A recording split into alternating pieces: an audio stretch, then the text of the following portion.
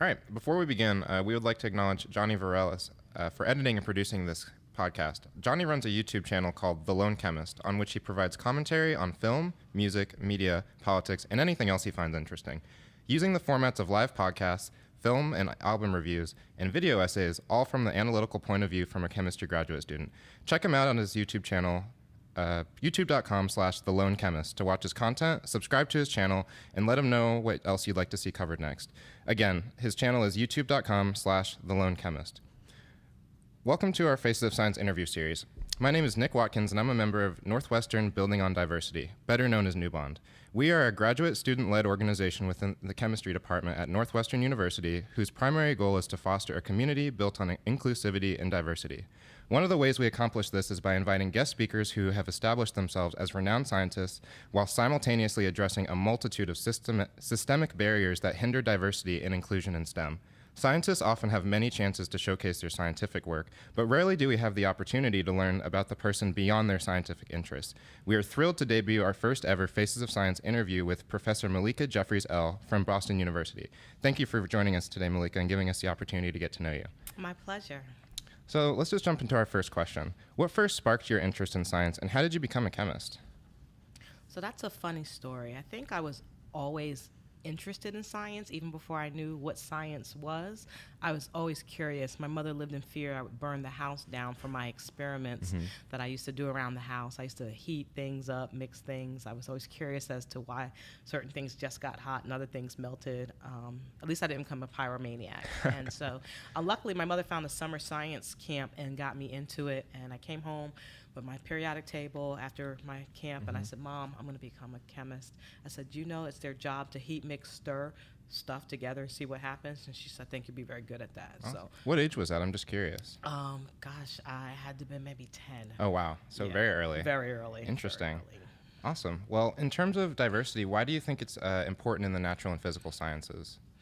I mean, I think it's important for a number of reasons. I mean, fundamentally, it's important to have diverse perspectives present in the room. Everyone brings something different to the table. It's easy to, try to say, oh, we want the best. Well, if it's the best test takers, then you're going to get one set of thinking. If it's the best people who are analytical, you're going to get a different set of minds. And if it's people who could think outside of the box, you're going to get different input. But what if we actually took a little bit of both and put them into the room together? Well, that's when you actually start to get solutions made. And so I think that's why it's important. You need people who have seen different things, done things differently, have different perspectives to solve problems. Right. Makes sense. In terms of then increasing the diversity in these departments, what do you think some of the specific barriers that people from minority backgrounds face? Well, I think one of the biggest problems is the lack of reference. If you don't ever see anybody who looks like you doing a certain job, then you start to default to think that that these other people figured something out that you're unaware of, and that this is not for people like you. Right. And so if you don't have any role models who have paved the way to say, yes, you can be black, female, and be a chemist. As a black female, the thought of being a chemist seems like a foreign idea. And while I think it was problematic even years ago, it's even worse now that everything is visible. At least I know when I was growing up, I didn't see any examples of myself in the field, but we didn't have the web and everything wasn't as prevalent as it was. So I kind of grew up thinking, I know I'm the only black person in my science classes at this school, but clearly there's these other schools that everybody else is at, and I'm just at the wrong school. And it wasn't until late 90s, 2000 when I can jump on the web and really start to see things. And even as time evolved, I realized, whoa, I'm kind of actually one of a few. And so now for that girl who's sitting at home in Mississippi and Googling and thinking, wow, there really aren't many people doing this. Right. What's the story? And so we definitely need to have more representation. And we also need to think about some of the metrics and what we hold important. I think a lot of the criteria that are used for people to get admission into schools and get admission into certain programs are biased against people with different backgrounds. You set people up to fail. If you grew up poor and you grew up in the wrong neighborhood, you're not going to get the best teachers. You're not going to be the best at math. And then once you're not good at math, you're not going to do good at standardized tests and so on and so forth. And so it just propagates. I think that's the other issue. Right. Makes completely sense. Going back to what you said about role models just real quickly, with that being said and how young you were, do you feel like in some ways you had to be in some ways, your own role model at the start. And you mentioned that your mother enlisted you into a science camp, but how did that even start? Did you first feel like you were your own role model at first, or that you then found, like you said, these other people at other universities that you could kind of cling to for inspiration? Yeah, I think you find something and you cling on to it. So I think the two things that happened for me is my mother encouraged me earlier on to just read a lot, and I read a lot of different things. So books were kind of my escape. So I learned a lot and saw different things in books. And one of the early things that excited me was when I read about Mae Jemison, who was the first African-American woman to go into space. And I thought, I didn't want to be an astronaut, but I thought, wow, space. That's like literally the last frontier. And I thought the sky was definitely the limit. If this woman can make it to space, then, why not? Why can't I not do certain things? So, yeah, in many ways I had to kind of self-motivate. It wasn't until I got to college that I actually met my first African-American chemist. And so in many ways I did have to self-motivate in the early stages. But when you're excited about something and you're passionate about something, it definitely keeps you going. Right. And so kind of along those lines, what do you think the departments can do to create an environment of success for students that might face adversity or difficulty in staying in the program? Well, I think the best things I think departments, all institutions always want to kind of have a solution. And I think the thing to just be cognizant of is to be flexible. There is no one size fits all model. Right. You can't say, oh, we're going to have this program and this will be the be all and catch all for, all students who have struggles, because people struggle for different reasons. Some people struggle because it's a preparation issue. And so, having some type of remedial, coursework or tutoring could be helpful. But if you make that the standard for all students of color, people are going to be like, are you assuming I'm remedial just because I'm a person of color? My issue is I just actually am not studying enough because I'm working a job on the side, right, 30 hours a week that the rest of my peers aren't working to send money home and pay bills. And so, you have to look at the individual issues and be ready to address them on the fly because they're varied. That's interesting. It makes complete sense. So it's kind of a hard-hitting question, but so statistics often highlight a need for increased efforts towards diversification in STEM across most academic institutions. However, Georgia Tech, Harvard, and UCSD are leading in terms of reports that claim that there's 15%, 11%, and 10% from an Oxide survey from 2017. And this is in terms of underrepresented minority faculty. So, and in your opinion, what are these schools doing differently, if anything? I'm not going to ring the alarm bell and get excited at 15, 11, right, and 10%. Yeah. I did take a chance to look at the data, because of a couple of things. This is for all URM faculty, right, and if you add in all URMs, 15% I don't think is even making the national average in terms of graduation rates, which are not matching the demographics. And then we have 3 schools, I think, out of 75 that were surveyed. So I'm not overly excited about the 3. Gotcha. And I don't know specific efforts that may or may not exist on the different campuses to say that they're doing things differently. I think some of it's just intrinsic. Good universities are always going to attract good people regardless of demographics. I do have a grain of caution. The Oxide data is self-reported by the universities, and I know for myself and one of my friends, we were kind of playing this game of who are these people, kind of looking at different schools and some of the self-reported data in terms of the different ethnic groups, and then looking at the faculty list to see if we could identify. And there often, in some cases, and I'm not saying it's specific to these schools, where individuals who aren't truly URM are being identified as URM. And there's some confusion on the faculty side about if people are not U.S. People tend to look at the representation based on your ethnicity or your race, right, but if you're actually not an American, then you're not underrepresented in the U.S. population. And so there's some confusion about that. I think they're on their way towards something, but I don't think it's the problem is far from solved, at least in my opinion. 10% URM faculty at 3 schools is right. It's still a lot of work to be done. There's a lot of work left to be done. Right. So you're a first-generation college student, is that correct? So I'm curious what your perspective is on this question. So first-generation college students and underrepresented minorities tend to experience more difficulty transitioning and thriving in college, especially at the graduate school level. So this is demonstrated in retention rates for these graduate students as well as graduation rates. What are some of the main factors leading to this, and how do you think they can be overcome? I know you alluded to schools need to be more flexible, but in some ways, do you feel like there are any specific things that can be done at the graduate level? Absolutely. This, aside from my own personal experience, I actually had the opportunity to revisit this topic through some contact with alumni from my undergraduate institution, Wellesley College, which in the general sense just has a great track record of being very supportive of its students and its alum. And we have a very active Facebook group, actually, that's quite legendary in terms of some of the amazing things we accomplished through social media. There was a New York Times story about it. But a student, a recent grad, posted this exact question. She said she was a first-generation student, that she had managed to make her way through her undergraduate institution through the help of generous financial aid to make sure that everything she needed was covered while she was a student, and has been accepted into a prestigious graduate program. She wanted to know, for those of us who had the same thing, how did we even come up with the money to get from college to graduate school? How did we have the money to move cross-country, put down deposits on apartments when you don't have a credit history, when no one in your family has credit who can even sign a lease for you?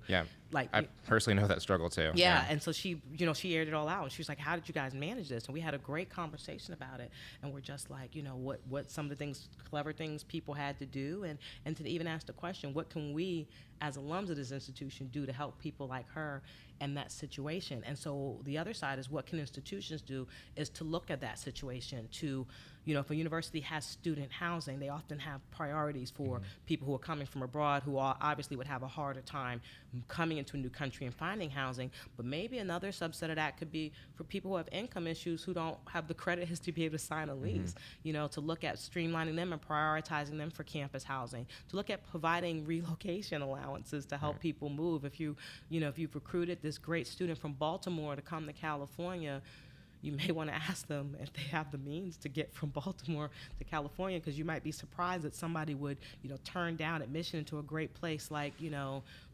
USC and go to Morgan State instead. But the answer is they can't afford to move.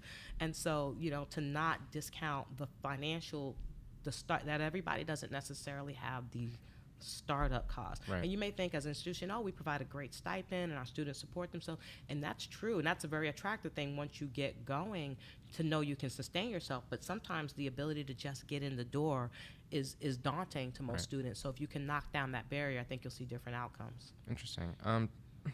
Building on that a little bit more, did you feel like your experience with being a first-generation college student was particularly challenging in any way? I know you said Wellesley had a very supportive kind of community in that way, but did you feel any difficulty in applying to graduate school, or some things like navigating on your own? Absolutely. Even applying to graduate school, luckily my mentor from my undergraduate institution was aware of policies and encouraged me to ask for fee waivers. But even coming up with the application fees to apply to schools limited the number of schools that I applied to. Getting a fee waiver for the GRE.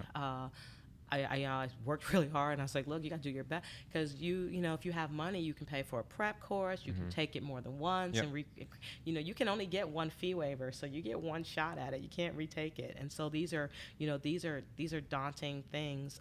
It definitely affected my ability. I did have a good financial aid package. I also had a job. I was working to pay the difference that wasn't covered by financial aid, and also to support myself through school. And so money was a huge deciding factor in how I went about going into graduate schools. Even visitation, some of these places, they had you foot the bill for the travel and they would reimburse you. Well, you got one little credit card and an $800 limit. You can only, front so many so many travels, trips. So it was definitely a challenge on my end as well, and moving and getting set up. Luckily, I had siblings who were older than me. My sister went military straight out of high school, which is great, because they get all the credit and stuff they need, and she was able to help me get my first apartment. But I don't know otherwise what I would have done. Gotcha. And after you had arrived to graduate school, I know, like you said, even just getting in the door is difficult enough. Were there any particular struggles in terms of adjusting to maybe the climate of the department, or even just was it classes? I'm just curious if there are any standout difficulties that you felt like you had to overcome. I didn't have an issue with the classes. Luckily for me, it was a big shift. Having worked my way through undergrad, when I was in graduate school, I didn't have a job, so that was it was actually somewhat relaxing to just focus on being a student. So I actually really enjoyed my time doing the research and taking the classes. Right. My two biggest challenges came from one of the faculty members I had to deal with, who was very racist and sexist, and anyone who encountered him would definitely agree to that.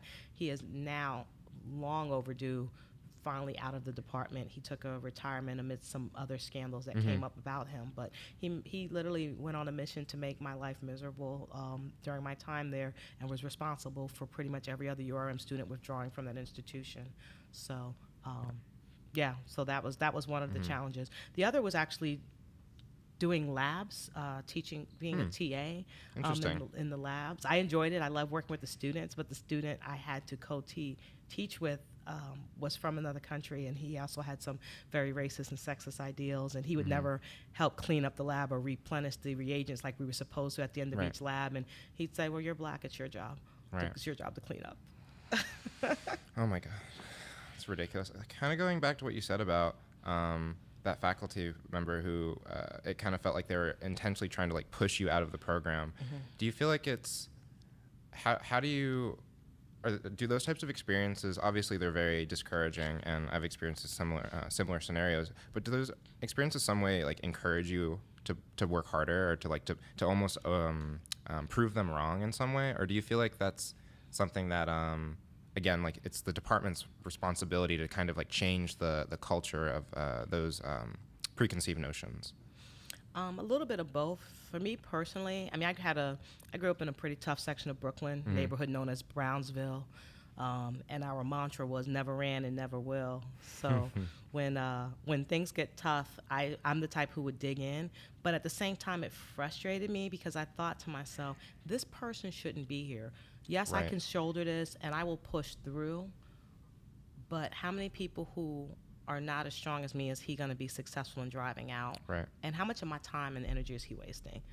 And so it's frustrating. So no, universities should see this for what it is. And now that I'm on the other side, I know how tenure is and how hard it is to get rid of a tenured faculty member. Well, then you know what? You put them in a room where they don't get to teach anybody or something. You give them no human contact or something. You hide them somewhere from your students if you can't fire them. But you shouldn't have students deal with it. Right. So in terms of, do you think that these efforts that are made at the institution level can be applied to a younger student audience? And why is this important? So I know you mentioned about increasing the amount of exposure, the importance of role models, especially to the younger generation. How can both graduate students and professors alike kind of be those role models for people who are in, like you said, maybe rural areas? Just increasing exposure. Yeah, I think this is why things like this are important, right? I think these days a lot of people take to the internet for all their information. And so, I think it's a good opportunity if we can, the more things you can highlight either in social media, webcasts, things like that, news articles that are out there for people who may not physically see it in their classrooms and in their space, for them to know, like I once believed, maybe this is how it is here, but outside of here, there are these other people who I can aspire to be. And so I think it's definitely increasing visibly virtually is probably the other way to go. Interesting. And this just came to mind. Do you feel like in some way it's kind of like a double-edged sword? And so, for example, some departments that are not inherently diverse will, like have like a flyer or something that almost kind of like highlights diversity. So in some ways, those are positive kind of pieces of, positive advertisements, and that, we do want to showcase that, people who might not think they can be scientists can. But in other ways, it's kind of just a way for universities to sometimes like check that box. So, and what's your opinion on those types of, again, like exposures? Yeah, it's kind of funny. My streak is unbroken in terms of institutions I've attended and publications I've appeared in. I have not once been at an institution where my image hasn't been used in some type of in some type of advertisement or magazine campaign. So there's definitely some truth to that. But I think it's it's to have some honesty behind your propaganda. If you know, if you're gonna have a Gap ad like, or Benetton for the old heads, looking display of your students and faculty, you better be able to back that up. I mean, there are actually real instances where people have hired actors or models to, or use stock art, and it's like, wow, if you couldn't even staff this image with people who actually are in this institution or in this department, you know, there's a problem. And to actually put some actions behind these words. It's one thing to put this facade up. That's great, you know. I mean, when you open a business, you're always going to put up an open sign. So go ahead and put that image out there. But what are you doing institutionally in your practices to actually maintain this reality of a diverse institution? And if you can't point to any practices you have in place, then you really shouldn't even bother to put the ad up. You know, if you're not going to actually back it up. Makes perfect sense. So one second, let me see what we have here. So in terms of students that you've mentored, do you feel like you have any examples of, I guess, I don't know if this is the best phrasing, but like a student success story, and could you describe that in terms of, like you said, maybe, or even maybe the way that you've built your own group in terms of diversity and these ideas that people can share their different perspectives. Do you feel like your group kind of highlights that idea? Absolutely. So I'll do the question in two parts. In terms of my group, it's kind of interesting. It's maybe something you pick up when in Iowa. If you build it, they will come.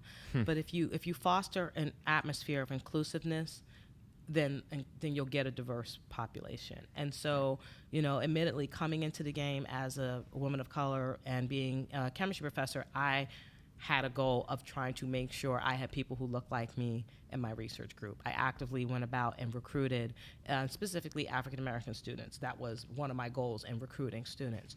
Over the years, when you start to establish that culture of being inclusive, although I worked to try to recruit African-American students, I got Latino students, I got LGBT students.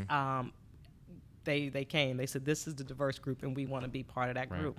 And so, you know, non-traditional students, ex-military, I've got them all in some way, shape, or form at the graduate or undergraduate level. And so I think that, yes, when you establish the culture, it will populate. And I think that departments should consider that. If you establish the culture, the people will come. I've mentored so many great students over the years, and I thought about your question. I said the one that actually comes to mind is I met a young lady who was in high school, and I came and spoke at the high school, and I kind of got roped into this because my friend's son was at the high school, and so she asked me would I come and do this program they had, and I ended up presenting to these students, and this girl came up to me afterwards, and she was tearful, and she said, I had always wanted to be a scientist, but I never thought I could because I never once saw anyone who looked like me. And I thought, that's crazy. And her teacher went on to say about how discouraged she had become in general. And the backstory of this girl, she had transferred because her family had moved. And so she found herself in a different environment and didn't have very many friends and wasn't feeling encouraged. And here she was coming into her senior year, and she wasn't even planning on going to college at this point. She was just going to go work for transit. MBTA, she was thinking about working for, like her mom did. And so the high school actually had an internship program where they let the students come for their last few weeks of school and do internships. And they had a lot of companies and businesses in the Boston area that the kids could do this. And the final blow to this young lady was partially because of her interest, what she wanted to do and what was available. And I think she was also a little bit underprivileged in terms of having transferred into the school and knowing how things work. She didn't get picked for any internship. And so while her peers were all going to run off for the last 5 weeks of school and do great internships, she was going to be sitting in the classroom doing the extra reading sessions that the faculty had set up. And so I said, okay, I'm like hearing all this, and I'm like, well, tell me more about this internship program. And we ended up having some conversations. I talked to the teacher who coordinated it, and I said, if I can provide an internship for you in my lab, would you be able to come? Now, the funny thing is the school was in the suburbs. That's where my friend was living. And I said, now, I don't know, because I'm actually all the way in the city of Boston, but if you are interested in it, I'll try to set it up. And we had a bunch of emails, and luckily, the real caveat was the girl was actually 18. She was a senior, because I talked to everybody on my university's end, and they said, you can do it if she's a minor. It's a whole can of worms, and we don't have the time to do the paperwork. But if she's 18, it's no problem. So luckily that worked out on my end. And I mentioned she was going to work for transit. Well, the history of that is her mother had worked for the transit department, and her mother said, oh no, I know the buses. She will get to Boston University. And so this girl came on the bus over an hour and a half each day, each way, for 5 weeks, and did an internship in my lab. And she had a great experience. She was motivated about it. And so she decided, although it was too late to apply to college that year, I said, but you can always go to community college. And so we actually convinced her, and she signed up and enrolled in a community college. And she's in year 2 now of community college. So Wonderful story. and I'm so tearful about it because now she's As talking you about should be. now she's talking about transferring to she's looking to transfer to a 4-year school and do her bachelor's in chemistry. So I mean, but that's the thing. Like instances like that, really, warm your heart, and especially, you're, rightfully so to be cheerful. I mean, that's incredible. Especially too that she was willing to, one, you give the opportunity, but also make the trip out there to do that. That's incredible. It speaks to her because she, her commitment, because she got it done. She came out there every day. She was on time. She was polite. She worked really hard. My students really loved her, and they were all excited for her. And, it was good for her to see my graduate students because she saw all the different types of people in my lab, and she's just like, oh, my goodness. And also it's kind of just like proving to herself that, again, she, given the opportunity, can overcome these challenges, and that, she is capable of, reaching her goals. Absolutely. It's just heartbreaking because I thought, man, if I hadn't let Cynthia convince me to come to the school that day, she'd be driving the bus. Yeah. She'd be driving the bus. Right. I think we have one more. Oh, and so kind of what, building off that, so I know you mentioned your lab is very diverse in terms of the people coming from all different backgrounds. How do you feel like what you're doing within your lab and your department can be translated to universities as a whole? Do you feel like you take any specific, recruiting strategies to how you are acquiring this diverse group, or is it that is there some specific strategy you're taking? Well, the interesting piece is diverse faculty enable the recruitment of diverse students. Right. That's the piece where universities struggle. If your faculty is diverse, you will attract diverse students. Right. If your faculty is not diverse, it is an uphill slant to try to recruit diverse students. There's some, one of the perfect examples is to look at the efforts of LSU. The chemistry department at LSU is the #1 producer of African-American PhDs, and that effort was led by Isaiah Warner, who started recruiting students many years ago. Once he got to this magic number as critical mass, once you establish a good number of people, then other students also want to come. And so, but it all began at LSU when Isaiah went to LSU. The numbers for the minority students increased at Iowa State after I joined their faculty at Iowa State, and I will be working to try to increase numbers at BU now that I'm on their faculty. And so, but then people say it's like a pipeline issue, but we can't hire, there weren't enough minority students who got PhDs, therefore we can't hire faculty, and if we don't have faculty, then how are we going to increase, kind of like this whole chicken and egg type of thing. And that is somewhat true in terms of a pipeline issue, but the thing is the number is not 0, and yet a lot of these schools are on 0. Right. I think it'd be hard to get to 10 and 15% all schools with the current pipeline, but a lot of places are at 0, and the number there's enough people for schools not to have 0. Right. So I think we're actually, I'm trying to, so how about this more casually? So outside of science, so I know you're an avid sports fan. So what are some things that, do you do things outside your, do you guys in your research group have any activities that you guys like to do, or do you guys have any team building type things that you guys like to do, or hobbies? Do you like the outdoors? As a group, we don't tend to do anything together. That's really interesting. It's kind of surprising. It is, especially now that we're in Boston. Back when I was at Iowa State, we would do a little bit more. But if there's only one thing we do consistently together, it's eat. Hey, It's eat. We used to do BLT Wednesdays when we were in Ames, although that now apparently frying food in the building is frowned upon in my new establishment. But we used to actually use a camp skillet and make bacon and make BLTs for group meeting. For group meeting, okay. I have to steal that idea. Everybody would take turns bringing in supplies. So that was something. And I would host parties, and that's still a thing. I always have the group over for annual fried chicken party. That's a group tradition.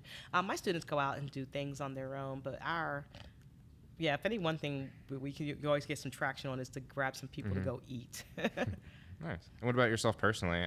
If you're, and I'm sure you stay busy. I know you stay busy, but I mean, do you have any, I guess, like guilty pleasures, shows you like to watch, things you like to do? So, my guilty pleasure is I love football. So during football seasons, I protect Sunday, and try to spend some quality time couch surfing and watching football. In terms of television, I do love sci-fi. I must admit, I've totally succumbed to this whole binge watch series model where I'll just sit down and just go into a show hole and watch something. I'm lousy at watching things weekly. I usually even newer shows, I just record them and watch them. And I like to just watch 3-4 episodes at one time. Yeah. I'm most guilty of, I guess my most guilty, my dirty little secret. I watch Maury. Oh no! Hey, okay. Consistently. No, I don't have that kind of. I don't have that kind of time. But it's like one of those things where it's like, you know, if I'm home, I actually do record it daily, but I don't watch it every day. Just always have a couple of episodes in the DVR if I have a moment to watch it, and that is my guilty pleasure. Hey, I'm guilty of a couple of reality TV shows. Yeah, sometimes you just need a little bit of, trashy. Trash. It kind of like brings you back to reality in some ways. You know what I mean? How ridiculous it is. It's like, at least this is not my life. Exactly. So I think we're actually nearing the end of our time here. So do you have like one lesson that you'd like to impart on our listeners as like a closing statement?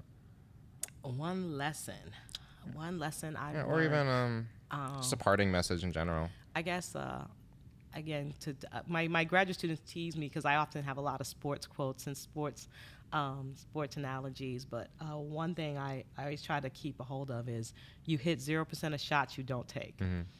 And so, whenever I'm in doubt, I say, oh, should I try? I'm like, well, if you fail, you don't get it. And if you don't try, you also don't get it. So let's think about that. And so you hit 0% of shots you don't take. That's kind of it. All right. Well, again, I'd really love to continue this conversation and get to know you better, especially the guilty pleasures, because, I mean, we all have them. Mm-hmm. But I'm afraid, we're out of time and need to wrap up. So it's been a pleasure, again, getting some background knowledge on your journey and just getting to know you a little bit better in general. Thank you again for sharing your unique perspective, and thanks again. Yeah. All right. Thank you.